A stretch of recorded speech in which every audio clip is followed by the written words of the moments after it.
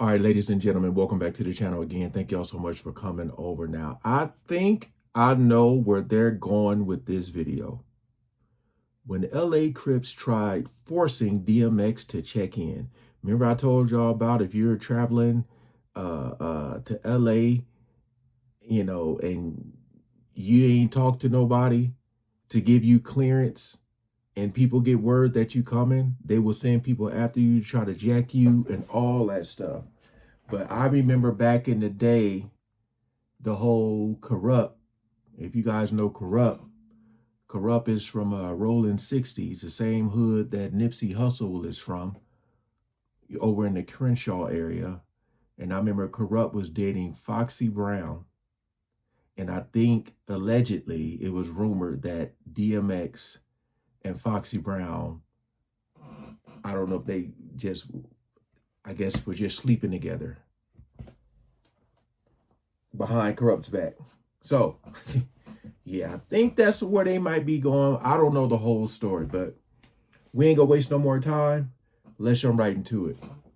DMX versus Kurupt. DMX didn't fear anyone, and he definitely didn't have any respect for gangs, and that attitude carried over into his beef with Kurupt. Kurupt, a well-known rapper and member of the Crips, was managed by Big U, the top figure in the Rolling 60s. Not even a rebirth. He's finna give you back what he always been. A beast on the mic with the vocals that can't nobody touch. And let me tell y'all something. Kurupt, I'll be listening to the Dog Pound. Hey man, this brother is one of the dopest lyricists. I feel like he is highly, highly underrated. I mean, his flow, I forget, where is it? Is he originally from New York or Philly? Might be Philly, I forget, but his flow is crazy. If you know, you know. Very, very, very highly underrated. As far as a whole, but like in the streets, people know him, but yeah, worldwide, I'm saying. He gonna make you go get the dictionary to understand every word he just spit too. But DMX didn't care about any of that. In fact, things got so serious that Kurupt ended up being the target of a hit that left 2 of his bodyguards dead, and Kurupt barely escaped with his life. Rumors quickly started circulating. What? I'm trying not to pause this a lot, but I didn't know that at all. If anything, I would have thought it would have been the other way around. What? Damn.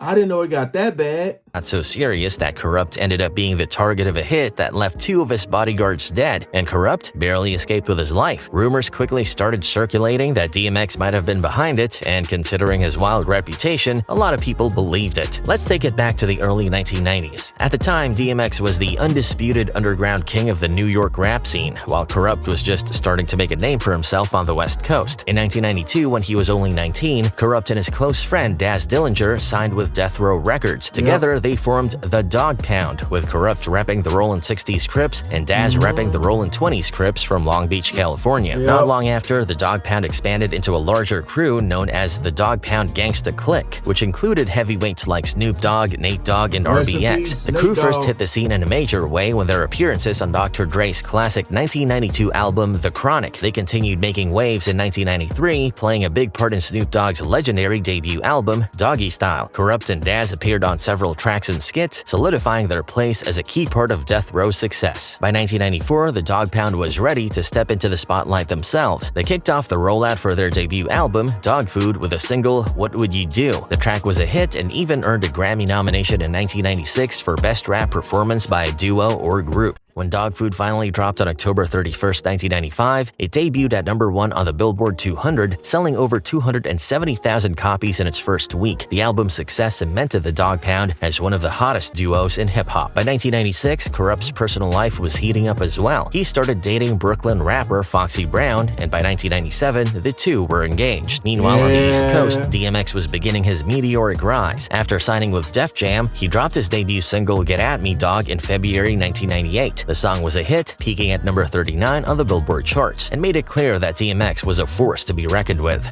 Later that year, DMX released his classic debut album, It's Dark and Hell is Hot, which took the rap game by storm and solidified his status as one of hip-hop's biggest stars, DMX and Foxy Brown. Things started to get messy in mid-1998 when rumors began circulating that DMX and Foxy Brown, Kurupt's fiancée at the time, were hooking up behind his back. According to Foxy Brown, Rough Riders member Eve was the one who spilled the tea to Kurupt, claiming that something was going on between Foxy and DMX. This caused a rift between Foxy and Eve, with Foxy insisting that nothing serious happened and that DMX just had a crush on her. Foxy accused Eve of blowing things out of proportion and stirring the pot. I don't like Eve.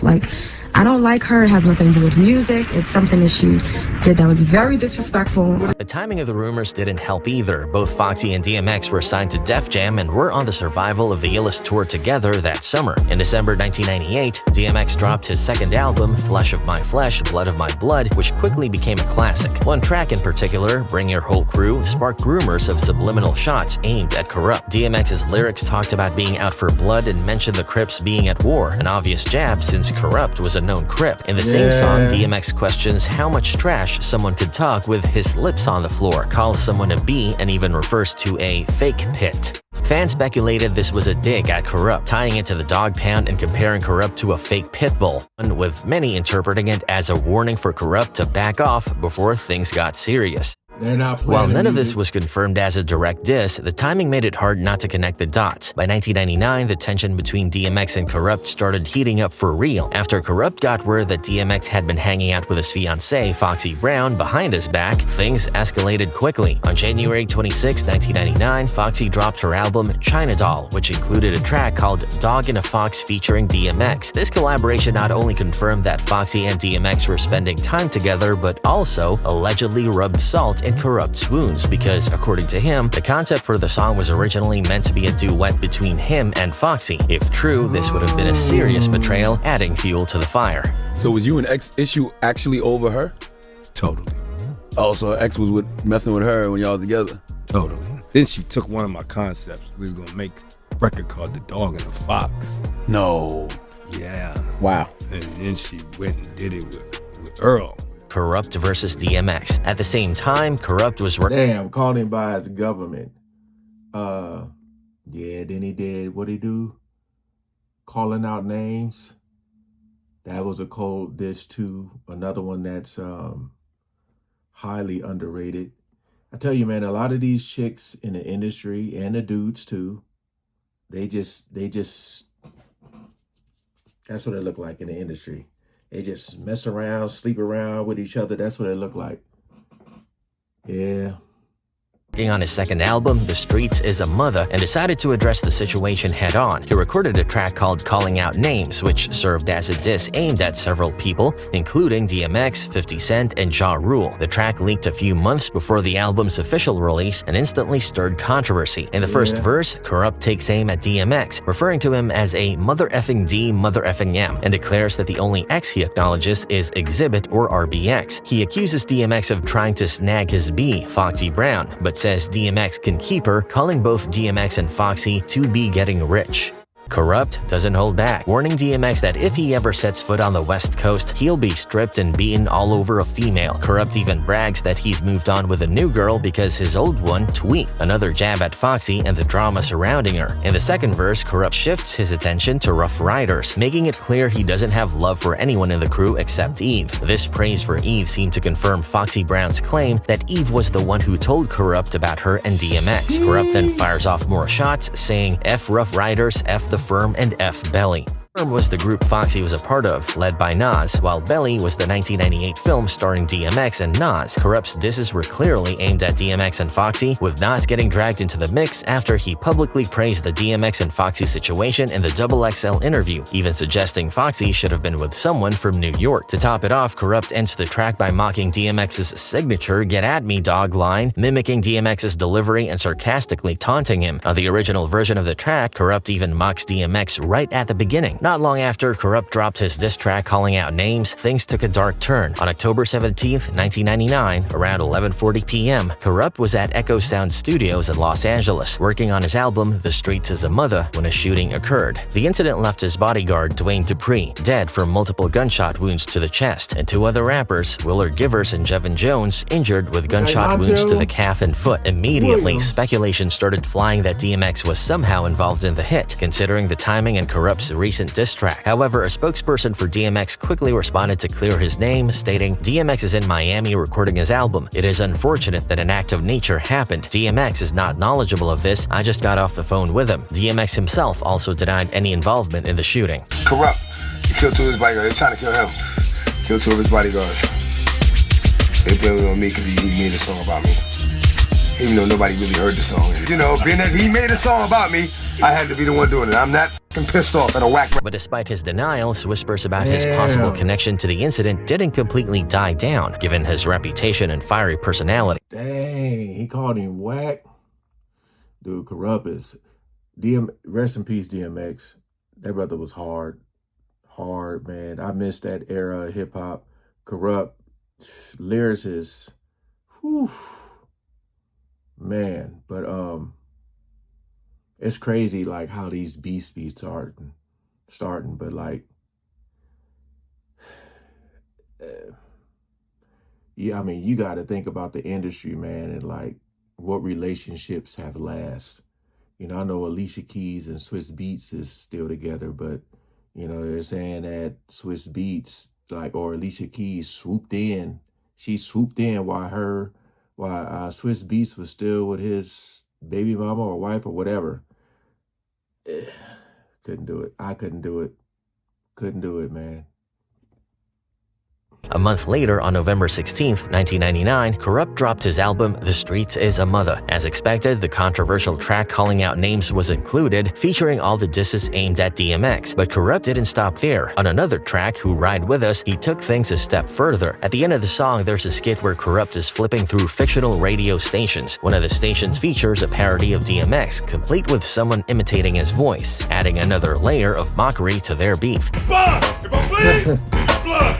Who I am, who I be, till I die. Not to be outdone, DMX fired back in a big way. On December 21st, 1999, he released his third album, And Then There Was X, which included one of his most iconic hits, Party Up Up In Here. While many people know it as a club banger, the song is widely believed to be a diss aimed directly at Kurupt. From the opening lines, DMX makes his intentions clear. "Y'all go make me lose my mind up in here, up in here." He's threatening all the cowards and takes a swipe at Kurupt's crew, saying they could get done with dumb quick. Some fans believe this line eerily references the Echo Studio shooting, with DMX rapping about a gun clicking and fights breaking out over some dumb ish. The second verse gets even more personal. DMX calls out rappers, saying they're nothing but characters and not even good actors, which many interpreted as a shot at Kurupt. He goes on to call someone whack twisted and drags Kurupt's personal life into it, referring to Foxy Brown as a hoe. DMX also vents his frustration over men fighting over women who don't belong to them, another direct jab at Kurupt and the Foxy Brown drama. In the third verse, DMX ramps up the aggression, saying he's going to shut someone up permanently. "You keep running your mouth, you gon' blow your lung out." He even hints at making someone go missing, which only fueled the rumors that DMX had something to do with the Echo Studios attack. What made Party Up such a devastating response wasn't just the lyrics, it was the song's success. It became a global hit, blasting in clubs, on the radio, and in movies. For Kurupt, hearing DMX mock him on such a massive platform must have been humiliating. It was a strategic move by DMX, proving that sometimes winning a beef doesn't require more diss tracks, it just takes making a hit that dominates everywhere. Fast forward to January 17th, 2000, DMX was at the American Music Awards held at the iconic Shrine Auditorium in Los Angeles. During the event, he made an appearance in the press room where he answered a series of questions from reporters. Naturally, someone brought up the lingering beef between him and Kurupt, and DMX said there wasn't any issue between the two of them.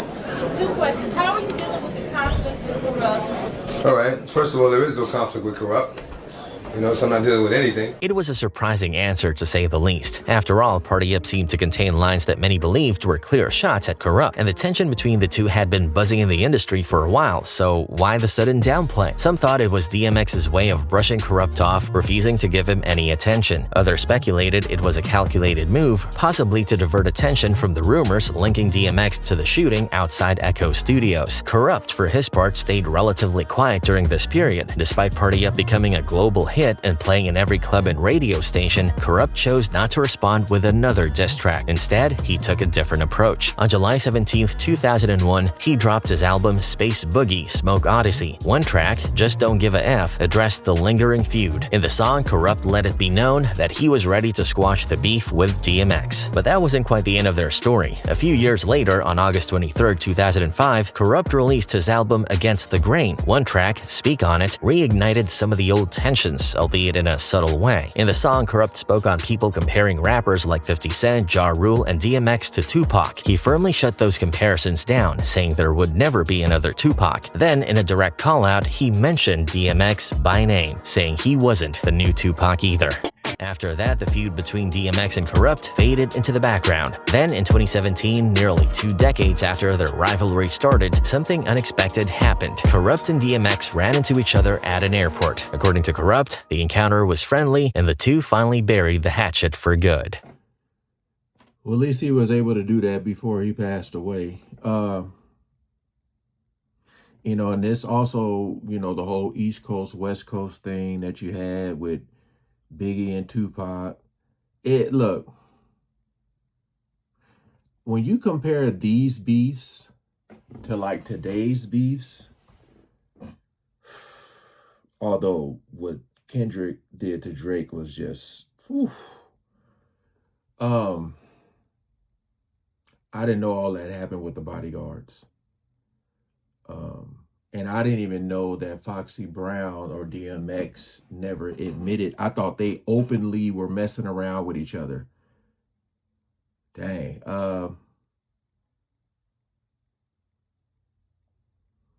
Jeez, that's crazy, because those are like literally two. I mean, DMX is explosive, man. Explosive. His music hits hard. And Kurupt, man, Kurupt make you want to go grab a damn encyclopedia or dictionary, just something, and be like, wait, what did he just say? But I'm glad they were able to squash that, man. At the end of the day, if I could give advice to anybody, is just don't be dating nobody in the industry. That goes for males and females. Just don't do it. Don't do it. Because I'm telling you, man, it don't matter like if y'all both got money. It don't matter if the female is rich, you rich. It don't matter, man. I mean, you see how people are paying $1,000 to take a picture with Chris Brown, and these girls be having boyfriends, and they be all sitting on this lap and all. I'm trying to tell y'all, man. This was pretty crazy, though. Because I saw this, I was like, wait, do I even know the whole story? That's wild. All right, hey, appreciate y'all coming over and watching, man. Peace out.